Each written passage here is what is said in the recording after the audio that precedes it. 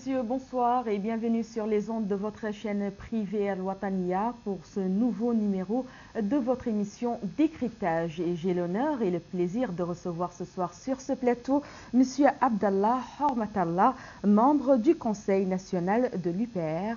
Monsieur Abdallah, bonsoir. Bonsoir. Merci d'avoir accepté notre invitation. Et j'ai également sur ce plateau monsieur Brahim Bilal, vice-président d'IRA Mauritanie. Bonsoir. Bonsoir. Merci d'être là. Avant d'entrer en fonction, le président de la République islamique de Mauritanie, M. Mohamed Ould Abdelaziz, prête serment en ces termes: « Je jure par Allah l'unique de bien et fidèlement remplir mes fonctions dans le respect de la Constitution et des lois, de veiller à l'intérêt du peuple mauritanien, de sauvegarder l'indépendance et la souveraineté du pays, l'unité de la patrie et l'intégrité du territoire national. Je jure par Allah l'unique de ne point prendre ni soutenir directement ou indirectement une initiative qui pourrait conduire à la révision des dispositions constitutionnelles relatives à la durée du mandat présidentiel et au régime de son renouvellement prévu aux articles 26 et 28 de la présente Constitution. » C'était ce samedi 2 août 2014 au stade olympique de Nouakchott au cours de son discours d'investiture. Messieurs, bonsoir. Bonsoir. Ma première question est: que pensez-vous du bilan du premier quinquennat du président Mohamed Ould Abdelaziz? Merci, bonsoir. Moi, je pense que le premier mandat de Mohamed Ould Abdelaziz était un mandat significatif en termes d'exercice, en termes d'évolution, en termes de construction et en termes de symbolique. Et pour illustrer cela, je m'en vais dire que on s'est retrouvé après la première transition où tout a été bâclé, malgré le consensus au sein de la classe politique, toutes tendances confondues, et les projets qui ont été l'objet du consensus de la classe politique, je pense au passif humanitaire, je pense à une réelle approche pour affronter les séquelles de l'esclavage, je pense à la question de la démocratie, je pense à la vie constitutionnelle du pays. Et Mohamed Ould Abdelaziz reprend les choses en main un peu pour redynamiser cela. Pour l'illustrer, on sait que la classe politique s'est mise d'accord au niveau de la liberté d'expression, d'abolir la censure, d'amender la loi, de libéraliser l'audiovisuel. Et on arrive avec la mini-transition de Sidi pour dire que ces engagements étaient d'ordre électoral et qu'ils n'étaient pas en termes de priorité. Pareil au niveau de la stricte application de la loi criminalisant l'esclavage. Pareil au niveau du passif humanitaire, du retour des réfugiés, retour définitif, des conditions du retour des réfugiés, de la réconciliation nationale, du gros chantier de l'éducation nationale, de l'économie. Tout ça, par exemple, au niveau du premier dossier qui est le plus important pour moi, la réhabilitation de l'État. On sort d'un État épicerie ou un État tribal, ou voire complètement disloqué, criminalisé, vers un État qui prend ses responsabilités et qui sécurise ses frontières et qui établit des conditions et des circonstances dans lesquelles ses citoyens et ses visiteurs peuvent profiter de leurs droits. Je peux entendre par là que le président Mohamed Ould Abdelaziz a sorti la Mauritanie du gouffre? Mais bien sûr, parce qu'avant Mohamed Ould Abdelaziz, les voyous de sous-préfecture d'Al-Qaïda étaient là à Tafraq Zeyn. Enlever un terroriste devant le procureur de la République au moment où le chef de l'État recevait un chef d'État étranger en face de l'état-major et à mi-chemin entre le centre-ville et l'aéroport. Avant Ould Abdelaziz, il y avait nullement de volonté d'appliquer la loi criminalisant l'esclavage qui va jusqu'à punir le représentant du président de la République qui est dépositaire de l'autorité gouvernaire à 5 ans de prison ferme pour complicité, je dis bien, rien que complicité dans des délits liés à l'esclavage. Prenons les dossiers économiques, ce qu'on vient de vivre avec les accords de l'Union européenne. Monsieur Abdallah, on va revenir sur ça tout à l'heure. Prenons la limitation des mandats, prenons le retour des réfugiés en présence de la communauté internationale, les Nations Unies, le HCR. Prenons la double appartenance de la Mauritanie à travers sa présidence actuellement de l'Union africaine. Tellement de choses. On peut dire que Mohamed Ould Abdel Aziz a été au-delà de son engagement durant la campagne électorale en 2009. Donc c'était un mandat plein de succès et qui a surtout, qui a redonné confiance aux Mauritaniens à l'action publique. Parce que à travers le détournement de deniers publics, à travers la fonction tribaliste, ethnique, banditiste, tout ce que vous voulez, qui était confié à l'État, surtout dans la première transition. Donc, Mohamed Ould Abdel Aziz, c'est pour ça que je préfère qu'on prenne par thème pour pouvoir étayer cela et illustrer parfaitement ce résultat. Donc c'est un mandat, sur ça et d'ailleurs son score pour les dernières présidentielles le prouve. Exactement. Monsieur Brahim, donc que pensez-vous du bilan du premier quinquennat du président Aziz? Bon, je vous remercie d'abord pour cette invitation et je pense que vous n'avez pas été tendre avec mon ami Abdallah parce que vous lui avez demandé de faire, de donner toute cette chanson-là que nous connaissons en 2 ou 3 minutes, ce qui est un exercice assez difficile. Moi, je pense que, bref, je ne vois pas un bilan.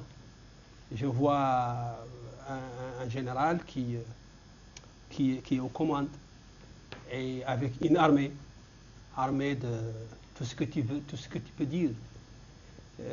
Des gens qui étaient l'armée de Ould Taya avant lui et qui va être l'armée de celui qui va venir après, des laudateurs, des fanfarons, et des gens qui cherchent chacun à avoir ce qu'il peut avoir comme intérêt personnel.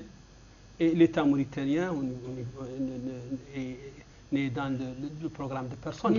On a parlé ici de... Abdallah a parlé ici. N'a été faite, monsieur Brahim. C'est qui à mon avis, et l'avis de 81% des Mauritaniens... Les 81, ne parlons pas des 81%. Ça, c'est de la fraude. Ça, c'est le bourrage des urnes. Ça, c'est les tribus. Nous avons... Abdallah et moi, nous sommes de Boutilimite. Et il y a de la fraude partout à Boutilimite.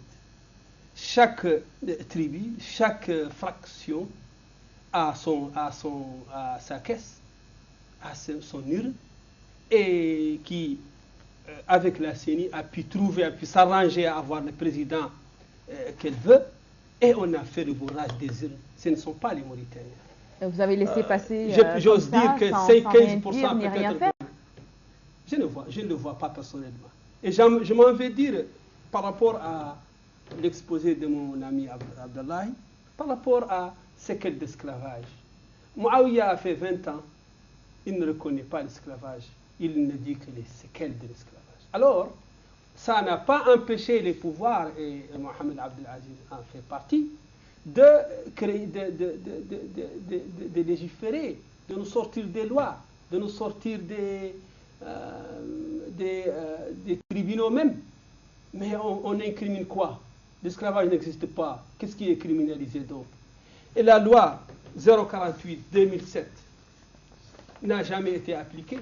Mohamed Abdel Aziz est là pour assurer l'impunité aux esclavagistes. C'est son premier rôle. Et si c'est ça son rôle pendant ce premier quinquennat, il a réussi à 100%. Mais autre chose, je ne le vois pas. Je ne vois pas d'économie. Regardons le panier de la ménagère. Et le pays, aujourd'hui, tous les citoyens mauritaniens sont pauvres. Nous sommes un pays riche et une population pauvre. Et je ne vois que de nouveaux riches. Ça, sur ce plan, vraiment, il a réussi. Parce qu'il a créé, il a même, je vais dire, fabriqué des nouveaux hommes d'affaires. Et des jeunes hommes d'affaires qu'on voit, qu'on aperçoit aujourd'hui au port autonome de Nouakchott, qu'on aperçoit ici et là. Et les nouveaux riches, l'écart s'est creusé entre les riches et les pauvres. Et on parle de ce que Mohamed a réalisé, mais on ne parle jamais de ce que la Mauritanie a comme potentialité. Où est l'argent de la Mauritanie? Où est l'or? Où est le poisson?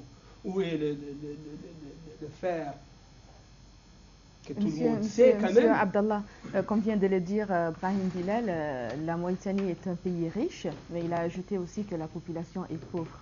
Donc, que pensez-vous de cela? Non, mais moi j'aimerais d'abord revenir sur cette appréciation que monsieur a faite des élections présidentielles. D'abord, j'ai un état civil qui retrace une appartenance d'un papa à Boutidimit. Par ailleurs, je suis une personnalité publique et je m'engage sur l'étendue du territoire national. Donc je m'engage au nom de tous les Mauritaniens. Je ne suis ni de Boutidimit quand il s'agit de la Mauritanie. Et quand on parle de bourrage d'urnes, quand on parle de fraude, quand on parle de tribu et qu'on ne puisse pas le prouver devant le Conseil constitutionnel, on banalise l'action publique, on banalise la liberté d'expression et on banalise même la transparence et l'action démocratique. Moi, j'aurais bien voulu, parce que on est en éternel apprentissage, surtout qu'on vient de très très loin. On vient d'une situation où le préfet ou le ministre de l'Intérieur organisaient les élections, où réellement on fabriquait les résultats, à une situation où on a un état civil fiable, où tout le monde, y compris les plus radicaux parmi les opposants de ce pouvoir, sont d'accord qu'une manipulation directe du fichier électoral n'existe plus. Ça veut dire que monsieur domicilié à Nouakchott, on ne peut plus voter à son nom à Boumdé. Ça veut dire que monsieur qui est décédé avant-hier, on ne peut plus voter à son nom aujourd'hui. Par ailleurs, les méthodes qui permettent à chaque formation politique, à chaque candidat de présenter son projet et faire voter les Mauritaniens, ça c'est autre chose. Ça c'est autre chose. Donc ça me dérange avec cette partie de l'opposition qu'on appelle le Muntada, qui est pour moi un syndicat de recyclage de ministres de souveraineté de la dictature, d'usurpateurs, de tortionnaires, et qui se sentent dérangés par ce sang nouveau qu'une partie de l'opposition et le pouvoir actuel est en train de donner à la vie publique. Non, il y a eu des élections. Il y a eu des élections. Il y a eu une campagne électorale où tous les candidats ont témoigné de l'accès égal au niveau des médias publics, parce que quand même on sort d'une situation où l'État avait les médias publics, faisait dire aux médias publics ce qu'il voulait. Quand les discours des fois où on opère un certain dérapage, qui a été d'ailleurs rappelé par la CENI et la APA, passe automatiquement à la télévision et à la radio. Or, on vient de très loin, on vient du ministère de l'Intérieur et de Postes et Télécommunications. Ça, c'est une réelle avancée. C'est une avancée pour la Mauritanie, pour les Mauritaniens. Pas seulement pour vous, ni pour le président de la République, ni pour vous en tant que journaliste, ni pour moi. Donc ça, c'est réel. Maintenant, qu'on prétend que la Mauritanie n'a pas changé et que Ould Abdelaziz assure une continuité d'impunité et d'une armée... Non. Ça, c'est l'armée de la République islamique de Mauritanie. Ce n'est pas une armée d'occupation. Cette armée, on lui a donné à un certain moment un rôle, comme on a pu donner un rôle à la lutte contre l'analphabétisme, comme on a pu le donner à la SMCP, comme on a pu le donner parce qu'elle était à la solde d'un inculte, d'un dictateur qui se faisait plaisir pour que les Mauritaniens s'entretuent. Cette armée, actuellement, tout le monde est d'accord qu'au sein de cette armée, on a opéré une réforme et que cette armée est capable de nous permettre, en tant que militants politiques, d'exercer notre droit en matière de liberté d'expression sans qu'on soit dérangé par les gens d'Al-Qaïda qui tueraient, je pense, à 50 mètres de là où se trouve actuellement le siège de Wafali. Cette armée qui a une certaine maîtrise sur le territoire national, cette armée qui est capable de venir au secours des populations sinistrées de Safra quand il y a eu des inondations, cette armée qui est capable de mettre son expertise au service des populations les plus démunies en termes d'infrastructures routières, barrages, ainsi de suite. C'est notre armée, Et je pense que ce n'est pas digne qu'on en parle de cette façon-là. Et de toute façon, notre démocratie dépendra de la présence et de la force de cette armée. Je reviens à la situation économique et je prendrai que ce dossier, tout simplement ce dossier qui a sa symbolique, celui de l'Union européenne. On sait tous que l'Union européenne, il y avait un certain nombre de milliers qui se baladaient chaque fois avant le renouvellement de ces contrats, avec des mallettes qu'on distribuait avec des privilégiés ici à Tavrazaïne pour reconduire ces contrats. ces contrats avec l'Union européenne, où les bateaux de l'Union européenne pêchaient comme ils voulaient, sans qu'il y ait une prise en considération des populations les plus démunies, surtout les pêcheurs. Maintenant, les partenaires ont obligation de créer des emplois, ont obligation de payer, de payer le plus réel de nos richesses halieutiques. Donc la Mauritanie a changé. Mettons-nous d'accord que la Mauritanie avant 2005 et la Mauritanie de nos jours n'est pas la même. La Mauritanie où un fils, entre guillemets, de maître se retrouve devant un commissariat de police, la Mauritanie où un préfet, un uniforme, apporte son assistance à une victime de l'esclavage, la Mauritanie où on parle dans les médias, la Mauritanie où même les gens nostalgiques de cette époque-là se moquent du Conseil des ministres pour dire que le Conseil des ministres s'est réuni pour parler d'Mbindan. Parce que c'est pour formaliser le travail domestique. La Mauritanie a changé. Maintenant, l'approche qu'on a en tant que pouvoir, notre stratégie en matière de défense, notre stratégie en matière des droits de l'homme, notre stratégie en matière économique, tout ça, on est prêt à discuter et c'est tout à fait normal, c'est de bonne guerre que votre approche ou que votre projet soit à vos yeux meilleur pour la Mauritanie que cela. Mais nous dire que la Mauritanie n'a pas changé et réduire tout cela en personnalisant une certaine, je dirais pas une haine parce que ce n'est pas votre cas, mais c'est le cas de beaucoup de gens, une haine contre une personne qui est Mohamed Ould Abdelaziz. Non, la Mauritanie n'est pas dirigée par l'armée. Vous vous souvenez de l'époque où l'armée, ou la radio Mauritanie, il y a même des témoins parmi vos anciens, vos confrères, qui vous disaient que la radio était dirigée par un lieutenant ou un capitaine de l'armée qui avait son pistolet. Et quand vous ratez votre journal, il vous dit je vais vous fusiller. La Mauritanie a changé. Il est où l'officier qui dirige une entreprise publique, une institution politique? Mais l'armée, c'est des citoyens mauritaniens. Et c'est les citoyens mauritaniens les plus importants, de mon point de vue. Monsieur Brahim, allez-vous rejoindre M. Abdallah pour dire que la Mauritanie a changé au moins côté sécurité par rapport à Al-Qaïda? Je ne vois pas. D'abord, pour ce qui est de ce côté sécurité, il n'est pas nécessaire d'être président de la République pour assurer la sécurité du pays. Donc, ce que lui il a évoqué comme étant l'insécurité, les dirigeants de la Mauritanie d'aujourd'hui étaient là et ils avaient en charge la sécurité du pays. Donc, pourquoi ils n'avaient pas pourquoi ils n'avaient pas sécurisé ce pays? Donc, rien n'a changé. Ça, c'est une chanson qui n'a pas de sens. Moi, je ne parle pas de l'armée de façon générale. Je parle des généraux qui dirigent ce pays et qui ont ce pays dans leur poche. Et on fait la différence entre l'armée et les généraux qui dirigent le pays. Je parle de ceux qui dirigent ce pays. Ensuite, la CENI.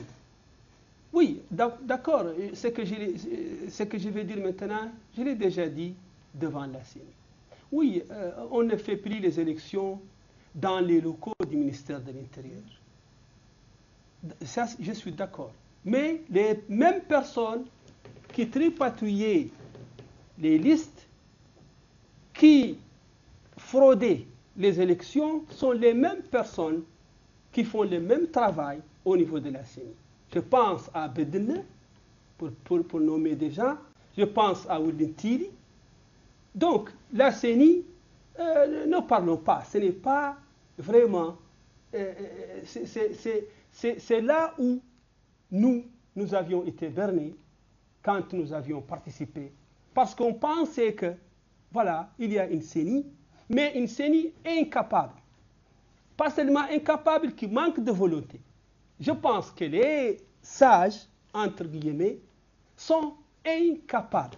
Mais pourquoi j'ai posé la question? J'ai posé la question à ces gens. S'il vous plaît, s'il vous plaît. Non, une petite question. Par rapport à la CENI, vous venez de citer des noms. Saviez-vous que ces gens étaient au niveau de la CENI avant que vous ne participiez aux élections? Oui. Alors, pourquoi partir alors? Personnellement, je ne savais pas que la CENI c'est entre les mains de ces gens. Je pensais qu'il y a une commission de 7, commission des sages, mais techniquement, là, les choses sont dirigées par les mêmes personnes qui faisaient la fraude au niveau du ministère de l'Intérieur. On a recruté tous les anciens hakim, tous les anciens gouverneurs, tous les anciens directeurs centraux, et donc la CENI ne peut rien changer. Moi, j'ai posé une question au président de la CENI. Je lui ai dit, qu'est-ce que vous pouvez faire? Nous sommes en Mauritanie, et je sais qu'aucune tribu n'acceptera de voir le président Mohamed Ould Abdel Aziz battu chez eux, et qu'ils vont faire ce qu'ils peuvent. Ils vont frauder, ils vont sortir l'argent. Quand moi, à Boustaïle ou à Ndiagou ou ailleurs, je pose un problème, voilà, les gens sont en train de faire ça ou ça ou ça. Qu'est-ce que vous avez? Quels sont les moyens coercitifs que vous avez pour satisfaire ma demande? Mais ils me disent, la loi, nous avons la loi, nous allons appliquer la loi. Et je lui ai donné des exemples. Donc la CENI, monsieur, la CENI n'a fait que le travail de Mohamed Ould Abdel Aziz. Elle l'a servi. Et je mets le doigt là où le bâton, là où le bas blesse. C'est au niveau des présidents des bureaux de vote. Ce n'est pas au niveau de la CENI centrale. C'est au niveau des choix des présidents du bureau de vote. Cette fois-ci, les responsables des initiatives, les responsables tribaux, se sont arrangés avec la CENI localement et peut-être avec la connivence de la CENI d'en haut pour trouver les présidents et les assesseurs qu'on veut. Et là, on fait ce qu'on peut. Vous avez dit, moi je n'ai pas dit que vous êtes de Boutilimites ou... Non, j'ai dit témoignage. Je parle d'un témoignage. Je parle par rapport à un contexte politique. Non, mais en contexte politique, pour dire que politique, les élections... il faut parler là où on connaît quand même. Tu connais comme moi Ajouer, tu connais comme moi Ain Salam, tu connais comme moi Boumdé, je connais Goraï, je connais... Tu ne connais pas autant. Et tu sais qui sont les barons là-bas et qui ont donné leur argent, qui ont acheté les consciences. Je n'en ai pas entendu parler, je n'ai même pas vu. Ensuite, une liste électorale. La fraude, c'est très simple. Le président, monsieur le président, vous êtes habilité à regarder la carte d'identité du monsieur qui se présente pour voter. On amène Aïchetou avec la carte d'identité de Mohamed. Bien sûr, c'est le président va lire le nom qui est sur la liste devant lui, pas le nom qui est sur la carte d'identité. Et quand nos représentants demandent, nous voulons savoir, ça, ce n'est pas, vous n'avez pas droit. Et il y a ibourage. Quand il me dit que nombre d'inscrits égale nombre de votants, égale nombre de votants pour Mohamed Ould Abdel Aziz, c'est de la fraude. Il y a des gens qui sont décédés, il y a des gens qui sont absents. Tu ne peux pas me dire que... Vous êtes sûr qu'ils sont morts? Ah oui, ah oui. Ah oui, mais on ne peut pas voter 100%. Ça, il y a. Et les militaires dont je parle, ils ont participé. Et nous avons des exemples. Ahmed Bukrin a participé à l'Agd lui-même. Et il a son bureau.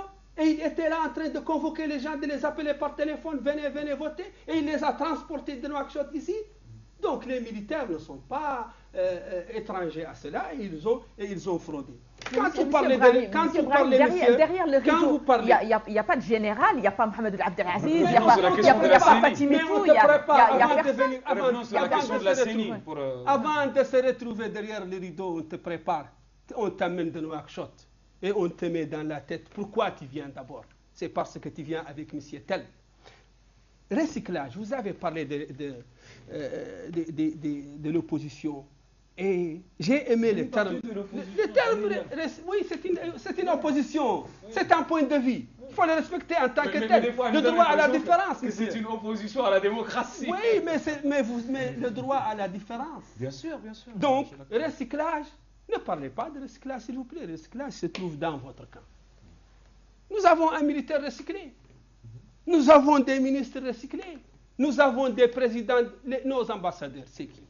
Qui sont nos ambassadeurs aujourd'hui? La plupart, c'est des anciens ministres de Ouloutaya. Donc, le recyclage, ça se trouve un peu partout. Et alors, quand vous parlez de l'évolution, moi, je ne vois pas d'évolution. Que les choses aient évolué en Mauritanie, mais quand même, donner l'histoire, quand même, le temps, on ne peut pas rester comme nous étions. Fermer aujourd'hui, quand ils me ferment les télévisions, les radios, mais il y a l'Internet, tu ne peux pas la fermer, il y a Twitter, tu ne peux pas les fermer, il y a... non, mais tu ne peux pas, tu n'oses pas. il y a des pays qui dépensent des budgets.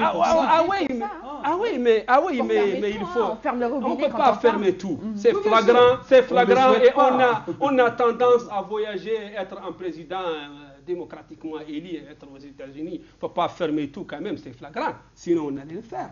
Donc, je ne vois pas d'évolution, sauf que nous ne sommes pas, on n'hiberne pas, nous ne sommes pas morts, nous sommes là et on bouge.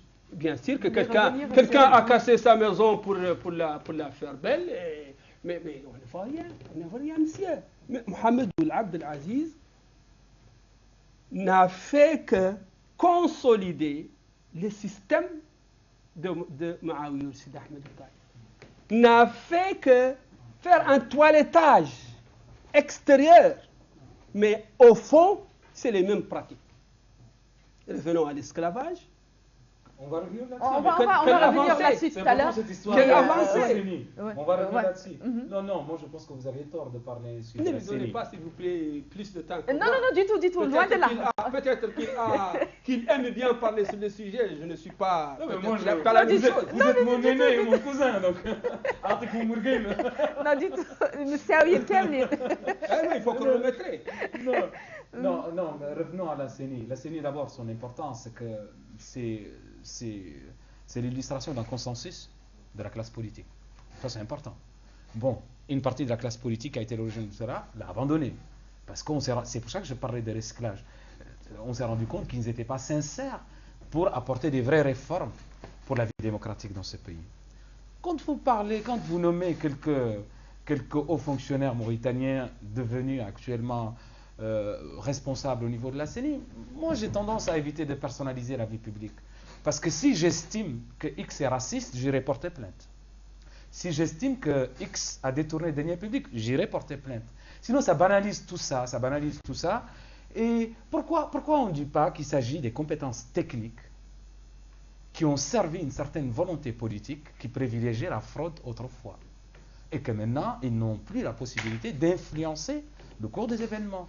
Et on a plus besoin de leurs compétences que de vous et de moi. On n'a jamais géré des élections. Gérer des élections, ce n'est pas facile.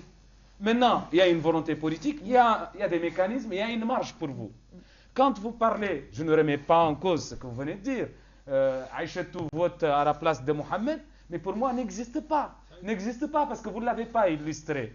Vous n'avez pas profité de la marge que la loi vous permet de nous dire, à nous qui croient à la fiabilité de ce système, à la CENI, qu'il y a des gens qui ne sont pas fiables, parce que nous, notre engagement pour la démocratie est réel. Que voilà, dans tel bureau, tel assesseur, tel président, il y a eu tel cas, et ça sera l'objet de la discussion aujourd'hui. Quand il s'agit aussi des hauts fonctionnaires, quand on parle des ambassadeurs, on ne va pas diriger la Mauritanie avec des Japonais ni des Burkinabés. On dirige la Mauritanie avec les Mauritaniens. On va s'opposer avec des Japonais aussi. Oui, non, je ne m'oppose pas avec eux. C'est un exemple. Je pouvais dire des Thaïlandais, je peux dire des Sénégalais, et ce n'est nullement péjoratif. C'est pour vous dire que c'est les Mauritaniens et que tout dépend du contexte politique. Mais dire que la Mauritanie a changé aujourd'hui, la Mauritanie n'a pas changé et qu'on continue à sécuriser, recycler le système de Maouia, je ne suis pas d'accord. Parce qu'autrefois, vous n'avez même pas le droit à la parole. Moi, j'étais en prison, l'autre était en exil. On ne pouvait même pas assumer notre engagement pour la Mauritanie. Et on était même banni par la Turquie. Et on ne pouvait pas avoir de boulot. Parce que moi, je me souviens en 1995, quand on avait lancé SOS Esclaves, les premières réactions que j'ai eues de l'Khiamo, comme vous le savez, et d'ailleurs dans les tournées qu'on a faites, parce que non, on fait blocage parce que vous allez plaider une cause qui n'est pas officielle, qui n'est pas avalisée ou qui n'est pas cautionnée par le pouvoir.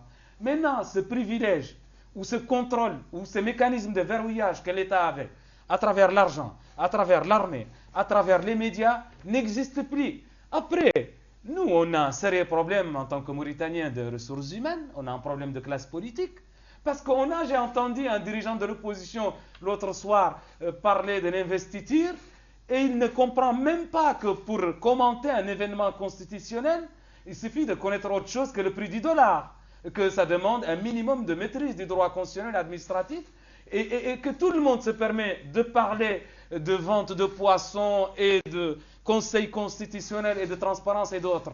Moi, je pense que ce qu'on a à gagner tous, pour qu'on puisse se mettre, vous et moi, d'accord sur la différence et pour qu'on puisse évoluer positivement, c'est d'abord verrouiller démocratiquement pour qu'il y ait une émergence d'une classe politique qui comprend qu'est-ce que ça voulait dire s'intéresser à la vie publique.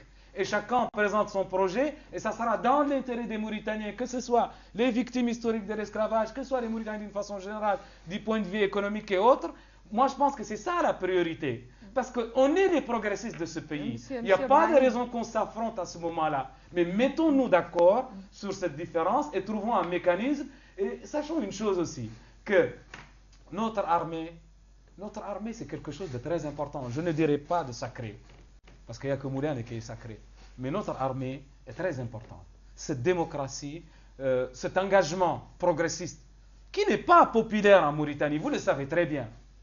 Si on n'a pas une armée capable d'assurer le bon fonctionnement des institutions et l'engagement des élites comme ce qu'on fait actuellement, on ne peut pas évoluer vers un avenir démocratique. On va continuer à se schémailler parce qu'on se dispute les petites villas de Tebrar Zeyna, les fonctions. Et ça qui fait, et quand je parle de recyclage, de ces jeunes qui sont nostalgiques, de ces gens qui sont nostalgiques des privilèges mal acquis. Quand quelqu'un qui a opéré la déportation, quand quelqu'un qui a bâti fortune de Bgari-Voudlan, quand quelqu'un qui a torturé les étudiants, quand quelqu'un qui a détourné les financements du FBI, quand quelqu'un qui a dirigé un corps où il n'y a pas d'ordinateur, où les policiers ne changent pas de tenue, se permet de donner des leçons de morale, ce qui veut dire que nous, en tant qu'élite, en tant qu'intellectuels, en tant que militants, on a failli. Et il faut dégager ces gens de la vie publique pour qu'on puisse parler des vrais enjeux et des vrais problèmes de la Mauritanie. Monsieur Ibrahim, vous avez quelque chose à ajouter par rapport à ça? Oui, par rapport à la CENI, et un seul mot et je passe. Pour chaque responsabilité, on demande un CV. C'est pour savoir un peu quel est l'historique. Compétent que vous et moi, par exemple. Voilà, mais le problème n'est pas un problème de compétence. C'est la volonté politique. C'est un problème de malhonnêteté. C'est un problème de fraude. C'est un fraudeur. C'est des procès d'intention. Ah. Alors. قال لك c'est un fraudeur. Voilà, c'est ça. Vous avez dit, bon, j'étais en prison. J'ai très bien compris qu'il ne l'aimait pas. Voilà. Donc, ce n'est pas, je ne l'aime pas, non. je l'aime. Non, par rapport à son action. Non, par rapport à son action, bien sûr. Voilà, par rapport à son action, je sais qu'avec d'autres là-bas, c'est eux qui s'en foutent de la Mauritanie et ils s'en fichent. Et je m'attends vraiment à ce que je les vois en prison d'ici peu. Si vraiment vous êtes le pouvoir et ce que tu venais d'écrire. Vous avez dit au temps de Oultaï, on était tous en prison. Je ne suis pas là pour défendre le vous avez dit que c'était une continuité. Je persiste. C'est une continuité. Si vous avez, très bien que vous l'avez pas défendu. Si vous avez, et que vous êtes un démocrate, ça j'en suis persuadé. Si vous avez au temps de Oultaï accepté d'applaudir comme aujourd'hui, vous allez être là où vous êtes aujourd'hui. Il faut applaudir, c'est l'applaudimètre. Vous estimez que je suis quelque part là? Oui. Là, vous estimez que je suis quelque part? Vous êtes quelque part, vous défendez un pouvoir, vous êtes directeur au ministère, et ce n'est pas rien. Monsieur, je suis fier. Et je travaille avec un ministre qui s'est combattu contre l'article 11 sous la dictature, avec vous, avec d'autres. Donc, vous me dites que la Mauritanie n'a pas changé. Rien n'a changé. Rien n'a changé sauf le camp. Vous avez changé de camp, mais la Mauritanie n'a pas changé. Je n'ai pas abandonné mes convictions. Non, vous les avez abandonnées. Ni les élites qui dirigent le pays. Est-ce que vous avez des convictions? C'est ça. Parce que quand quelqu'un change, quand il devient, c'est ce que vous dites aujourd'hui, ce que vous êtes en train de défendre, me laisse sceptique par rapport à vos... Moi, j'estime qu'on a réalisé quelque chose. Rien n'a été réalisé pour moi, rien n'a été réalisé. Notre argent a été dilapidé, notre argent a été jeté par la fenêtre, a été distribué, et de façon raciste, et de façon xénophobe. Je ne vois pas quelque chose de nouveau. Je vois des chaînes de télévision qui sont attribuées à des Je suis désolé. Je vais vous donner, parce que moi je viens de l'intérieur. Moi je viens de l'intérieur. Je vais vous donner s'il vous plaît. Là, pour vous donner des éléments. Excusez-moi. Pour vous donner des je vois des titres de banque qui sont donnés à des proches. Je vois des marchés de gré donnés ça et là. Je ne vois pas une évolution, monsieur. Donc, il s'agit d'un nouveau toilettage Les militaires, et vous revenez encore. Les militaires, je respecte les militaires. Je respecte tout le monde. Mais ils ne sont pas là où ils doivent être. C'est eux qui dirigent l'État aujourd'hui. C'est eux qui dirigent la politique. Ils ont leurs ministres chacun. Dans le pouvoir d'aujourd'hui... Pourquoi il n'y a pas de Sololène ici pour parler avec vous? Ah, mais il n'a pas besoin. Il a ses fanfarons, il a ses gens envoyés parler à son nom. Il n'a pas besoin de ça. Ils n'ont jamais parlé. Si. Ils ont toujours téléguidé des gens qui parlent à leur nom. Les demain, là, ils nous ont fatigués de parler, là. Mais ils n'ont jamais parlé. Ils ont toujours leur porte-étendard. Ils ont toujours leur porte-voix. Permettre de sortir de ce domaine de la CENI. Oui, mais... En tout cas, si vous le permettez, moi je peux lui donner un exemple concernant mon domaine et mes responsabilités actuelles, que les choses ont changé. Non, parce que vous avez dit que les choses n'ont pas changé. Les choses n'ont pas changé. Et que nous, qui avons abandonné nos convictions. Tu vas discuter avec moi, je donner un exemple. Tu vas discuter avec moi jusqu'à l'année prochaine. L'idée ne va pas rentrer dans ma tête. Le prochain siècle, parce qu'on va faire la Mauritanie ça ensemble. Ça ne changera rien. On continuera à discuter. Parce que moi, j'ai chômé le temps de Ouloutaï, j'ai été marginalisé, j'ai été piétiné, et je continue à l'être. C'est tout pourquoi? Parce que j'ai refusé ça. J'ai refusé d'applaudir. 28 ans de service, professeur de philosophie. Je maîtrise l'anglais, le français et l'arabe. Mais il faut applaudir dans ce pays. Non, il faut être mort blanc d'abord et applaudir ensuite. Non. Ça, je ne suis pas d'accord. Non, ça, je ne suis pas d'accord. Je ne suis pas là pour vous convaincre, M. Abdallah. Je suis là pour exposer mon point de vue. Moi, ça me dérange. Moi, ça me dérange.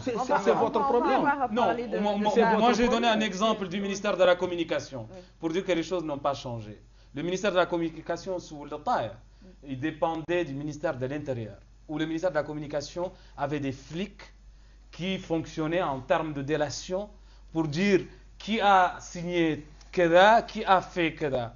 Actuellement, on a des médias, on a une stratégie nationale de communication. Cette stratégie nationale de communication, dans nos réunions internes, dans sa mise en place sur le plan national, il faut qu'elle prenne en considération l'obligation qu'oppose le pouvoir actuel pour que, en termes de prise de conscience dans les adouabas, les médias soient mis à la disposition des gens pour des campagnes de vaccination, pour l'explication des lois, pour la campagne électorale, et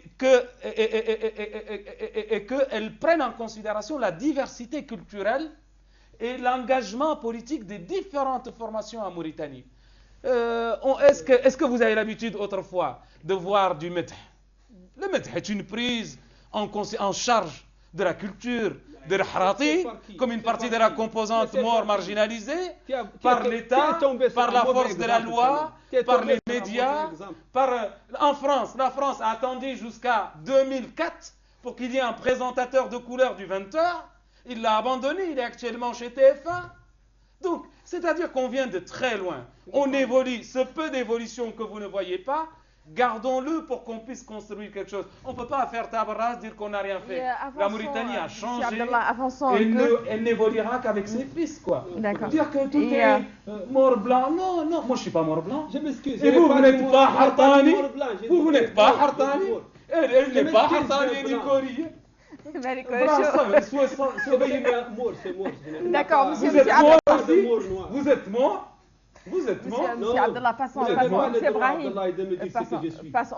autre chose. De me qualifier, ce que je suis. Vous n'avez aucun droit de me dire vous êtes. Non, je vous apprécie selon votre spécificité culturelle, anthropologique. Non, on est très calme. D'accord, calmez-vous, passons à autre chose. Je l'apprécie, mais la science, l'histoire, l'anthropologie, la sociologie l'a prouvé. J'envoie, en attendant qu'on prouve le contraire.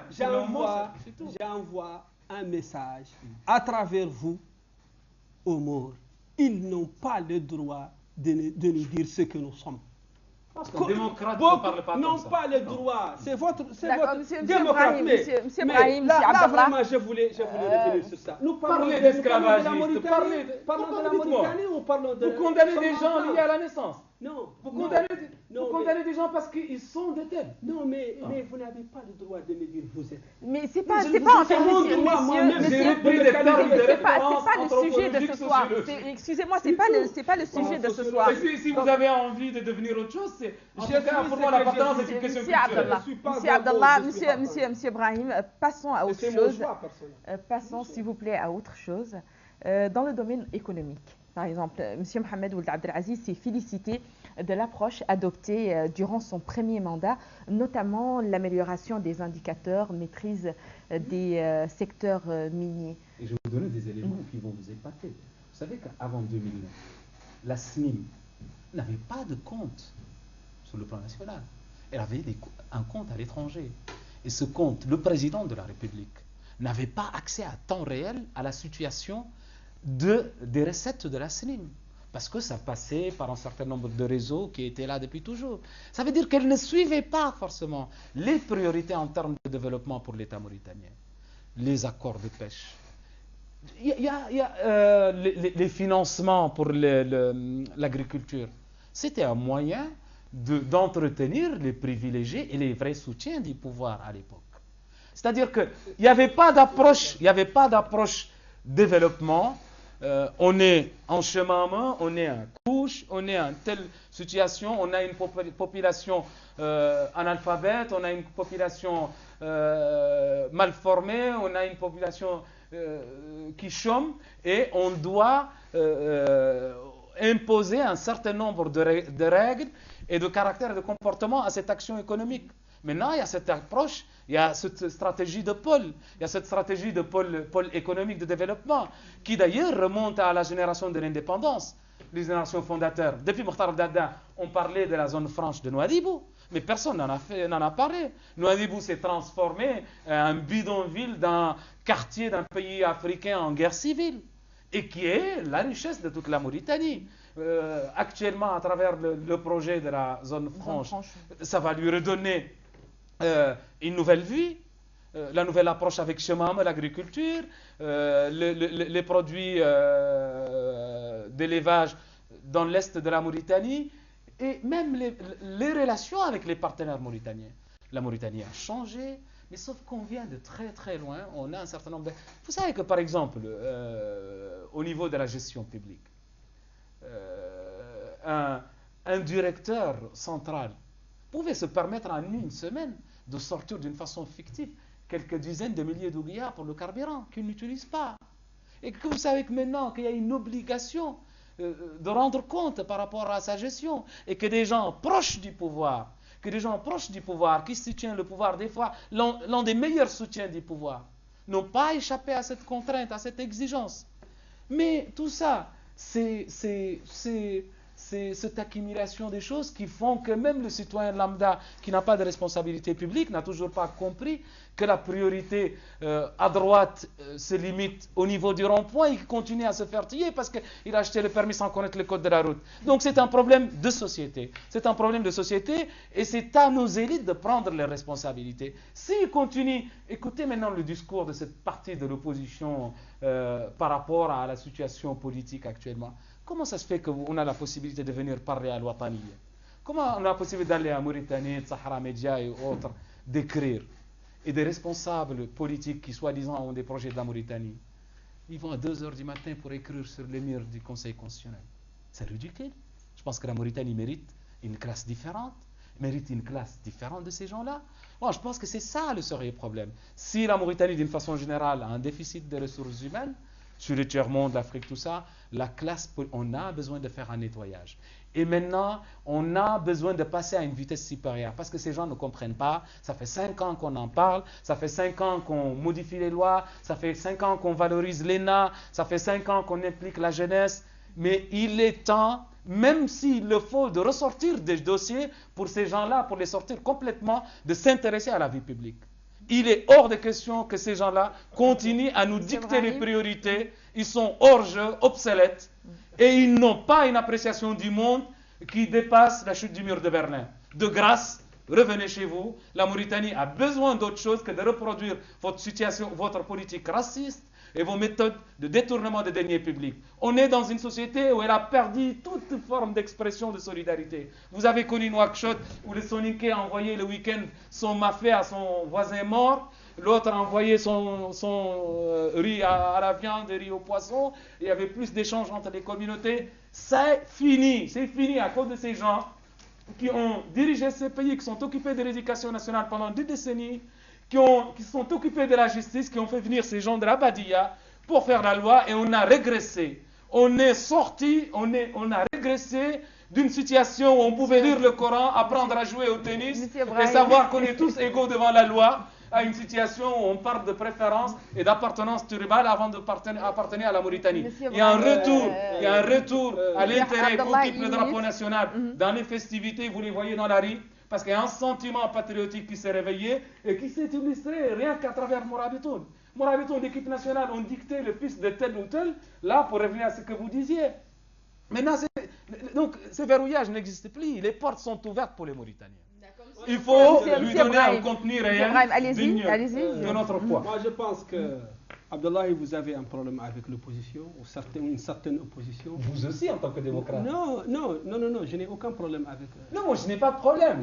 Oui, vous avez un problème avec eux, parce qu'ils ne sont pas là. Il faut parler de ce que, de notre sujet, de ce que... Qui commente et je vois qu'en essayant de décrire cette opposition, vous avez décrit le pouvoir, le système dont vous faisiez partie.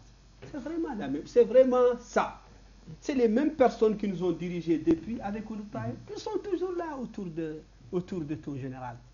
Et je ne vois pas pourquoi vous parlez de ces gens et vous les faites endosser toute la responsabilité alors qu'ils n'étaient pas au pouvoir. Si. Non, mais ils ne sont pas les 5 années. Moi, les je parle 5 dernières années. Mais les 5 dernières je parle des gouverneurs. Les 5 je parle des commissaires de police. police. Qui sont aux commandes. Je parle des officiers putschistes retraités. Non, pour vous dire. Ceux qui étaient au pouvoir, ce sont eux les responsables de cette dégradation dont vous venez de citer. C'est eux qui ont creusé l'écart entre les sociétés, entre les communautés, entre les hommes et les femmes. Ce n'est pas l'opposition. L'opposition représente un point de vue et c'est leur droit. Ils pensent, ils ont un problème de confiance. Il y a un problème de confiance avec le chef de l'État, Mohamed Ould Abdelaziz, parce qu'il les a menti plusieurs fois. Et alors, tu veux qu'il continue toujours à faire le cinéma? Ce que vous êtes en train de faire, M. Abdallah, c'est du cinéma. C'est tout simplement du cinéma. Il n'y a pas d'économie. Il y a quoi? La SNIM n'avait pas de compte. Mais la SNIM, depuis toujours, dépend de la présidence. Celui qui était président, qui était directeur de la SNIM, au temps de Oultaï. C'est une entreprise mauritanienne. Non, mais ça n'a rien changé. Ça dépend toujours du président. C'est le président qui dirige. C'est le président qui met son homme de confiance. Et c'est lui qui connaît les comptes et c'est lui qui distribue l'argent. Oui. C'est comme aujourd'hui. Et ce que la SNIM a fait comme réalisation ces années, à cause du prix du fer dans le monde, par ailleurs, où est cet argent? Où se trouve cet argent? Où est sur l'action humanitaire, sur le terrain. Il est dans l'abolition des contrats esclavagistes que la SNIM utilisait depuis l'indépendance. Ça continue. Ça continue, s'il vous plaît. Journaliste, ça continue. Les tâcheronnats, ça continue dans les trucs minières. Et ça continue de façon raciste. Ça continue encore plus de façon raciste. Les journaliers à Zouéret. Les gens qui ont marché à pied de Zouéret jusqu'à ici, et on leur a dit qu'on va régler le problème, ça n'a jamais été réglé. Ceux qui ont marché de Nouadhibou jusqu'à ici, nous sommes dirigés par le mensonge. Nous sommes dirigés par le futur proche. Mais on ne le voit pas. Il suffit de nous dire on a fait tel ou tel. On a fait un goudron qu'on a appelé Mokhtar Ould Daddah. La première pluie, on ne le trouve plus. On a parlé des gens qui ont été envoyés, on a distribué des terrains à Tarhil, des gens qui sont délaissés pour compte, des gens qu'on a jetés au diable, alors qu'on a donné 40 terrains ici à Tevrakhzene pour une seule personne, qui est là en train de les vendre. On a donné des marchés gré à gré pour des proches. On a donné, mais je ne vois rien. Quand vous parlez du système, vous dites, nous sommes l'élite, on doit faire. Ce n'est pas moi, ce n'est pas toi, c'est les militaires qui dirigent la Mauritanie. Non. Et vous ne représentez pas grand-chose dans ce qu'ils sont en train de faire, encore moins moi-même. Et alors, ce que nous sommes en train de juger, ce qui se fait. Nous ne sommes pas en train de penser à ce qui doit être. D'accord, ce qui doit être, je vous rejoins, vraiment, c'est beau, ce que vous avez dit, c'est des beaux discours, c'est la langue de bois. Tout simplement, on ne voit pas ça sur le terrain. C'est des paroles, c'est comme votre ministre. C'est la langue de bois. Mais en pratique, sur le terrain, dans nos poches, mon salaire, après 28 ans de service, est de 130 000 billets. Et ça, il était, ça c'est la question qu'Aziz, et il était où lui? Et où est-ce qu'on était tous? Ne parlons pas de ce qu'il était. Ce qu'il était et ce qu'il est devenu, c'est la même chose. Parce que c'était 40 ou 80 ou 50, ça faisait plus que ce que fait les 135 000 aujourd'hui. Je ne peux pas arriver à nourrir ma famille avec 135 000, alors que dans le temps, avec 45 000, je pouvais. Il y a la dévaluation. Il y a que la monnaie n'a plus de valeur. Et il ne faut pas nous berner avec des chiffres. Mais l'argent n'a pas de valeur, monsieur. Donc, aujourd'hui, je ne peux pas vivre. Je parle de moi-même, je ne parle pas des autres comme vous. Vous êtes un peu loin de la réalité. Et donc, comme vous. Non, mais fonctionnaire, il y a fonctionnaire et fonctionnaire. Je suis pas. Il y a un fonctionnaire. Monsieur Brahim veut dire que vous touchez beaucoup plus que lui. Hein. D'après ce que j'ai non, compris, non, il y a non, fonctionnaire et Parce que fonctionnaire. mon salaire ne me concerne pas tout seul, sinon j'allais l'annoncer. Concerne d'autres gens, je suis responsable C'est clair. de les nourrir. Je ne vais pas en parler, mais il n'y a pas une grande différence. Non, je ne veux pas qu'on personnalise. D'accord. Messieurs, mais je vais revenir là-dessus. Messieurs, il nous reste 4 minutes. Et j'avais une question concernant la pauvreté.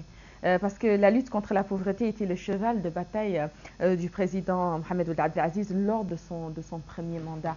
Selon vous, chacun de vous prendra 2 minutes pour m'expliquer, selon vous, est-ce que 2 minutes, hein, c'est chronométré puisqu'il nous reste 4 minutes.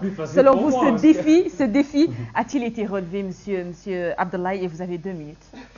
Si ça a été relevé par les chiffres réels de notre économie nationale actuelle, ça a été relevé par la fin de ce mirage économique qui consistait à une spéculation foncière des hauts fonctionnaires où on confond la valeur réelle de l'argent à ce mirage économique où cette spéculation foncière distribuait l'argent d'une façon injuste, indirecte.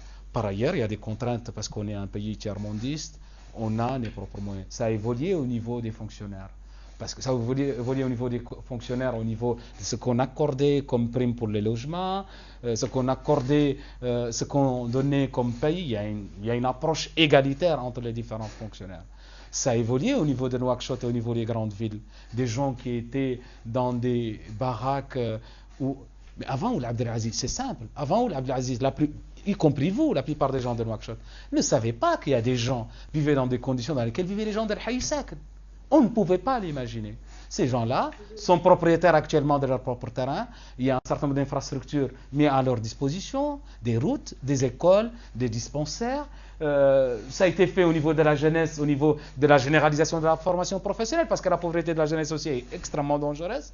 Que maintenant, dans toutes les capitales de wilaya, on peut cibler un domaine, un métier où on est payé, pris en charge par l'État pour apprendre un métier, pour travailler.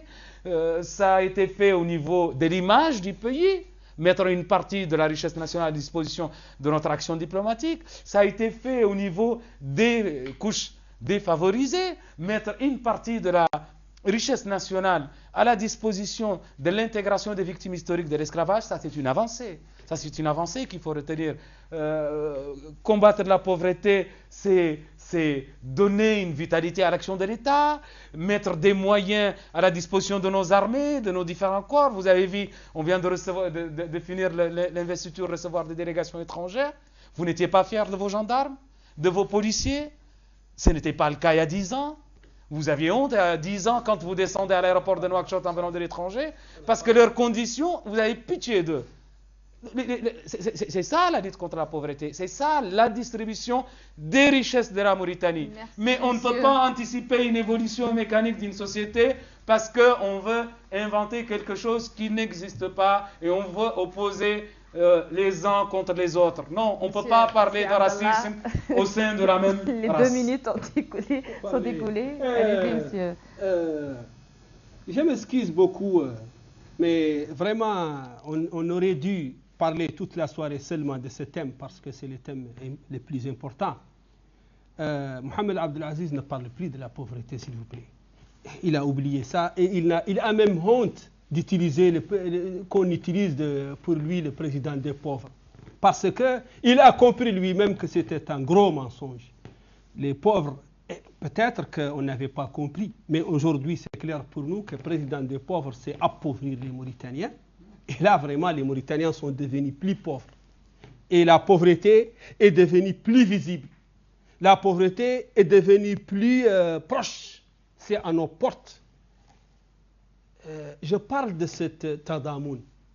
Mettre une partie du budget de l'État pour les séquelles, les victimes de l'esclavage. Et on nomme des gens pour se sucrer, ils sont là-bas. On donne des marchés à des gens, à des proches du pouvoir, des classiques du pouvoir.